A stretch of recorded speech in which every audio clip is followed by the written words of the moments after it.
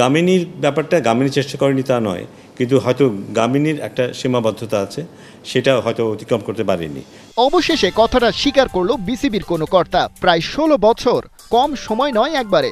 Gamini D Silva home of ক্রিকেটের দায়িত্ব নিয়েছিলেন সেই ২০১০-এ। এত বছরেও তার অধীনে থাকা মাঠের কপালে জুটেছে uneven unpredictable bounce, demerit points, low scoring match আর দেশি বিদেশি ক্রিকেটারদের সমালোচনা। তবুও তাকে ওই চিফ কিউরেটরের চেয়ার থেকে সরাতে পারেনি কেউ।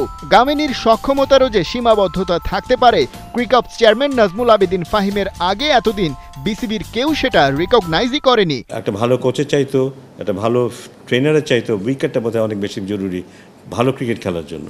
ভালো উইকেট থাকলে হয়তো অনেক কিছু ভালো হয়ে যেতে পারতো, আমরা সেটা করতে পারিনি। এখন হয়তো সেটা হবে আশা করছি। পাকিস্তানের সাথে এবার যখন আমাদের খেলা হয়েছে, আমাদের head coach was very disappointed উইকেটের কারণে, সো ওয়্যার উই।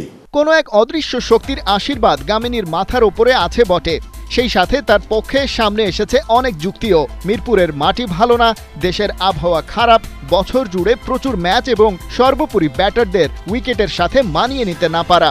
কিন্তু বাংলাদেশ দলের সাথে পাকিস্তান সফরে গিয়ে নাজমুল আবেদিন দেখলেন ওসব কথা শুধুই ধোঁকা।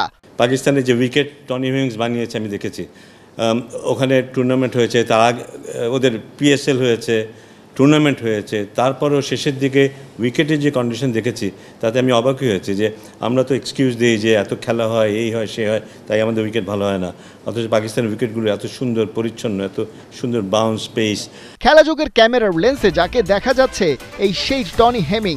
পাকিস্তানের মাঠগুলোতে এভাবেই ঘুরে ঘুরে তখন কাজ করছিলেন অস্ট্রেলিয়ান কিউরেটর। ম্যাচের চাপ কিংবা আবহাওয়া সব চ্যালেঞ্জকেই জয় করে তিনি ক্রিকেটারদের উপহার দিয়ে গেছেন সলিড উইকেট। গামিনী যেটা পারেননি সেই প্রশ্নের উত্তর টনি হেমিং এর কাছে আছে নিশ্চয়ই, যাকে কেউ কেউ দুনিয়ার সেরা কিউরেটরদের একজন হিসেবেই স্বীকৃতি দেন। লেস বার্টের অস্ট্রেলিয়ান একজন কিউরেটর, ওদের ১ নম্বর কিউরেটর অস্ট্রেলিয়া, এবং ওর কাছ থেকে টনি হেমিংসের প্রচুর প্রশংসা শুনেছি আমি।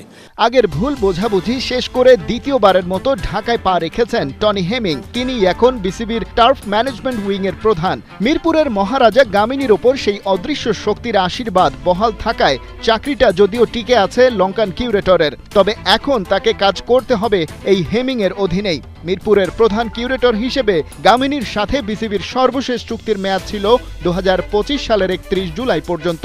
সেটা আরও ১ বছর বাড়িয়ে নেওয়া হয়েছে আগামী বছরের ১ তারিখে। তবে নিজের মেয়াদের পুরোটা কাটিয়ে যেতে পারবেন কি গামিনী? হেমিং এর ইচ্ছা অনিচ্ছা সেক্ষেত্রে কতটা প্রভাব বিস্তার করবে? খালিদ জামিল, ৭১।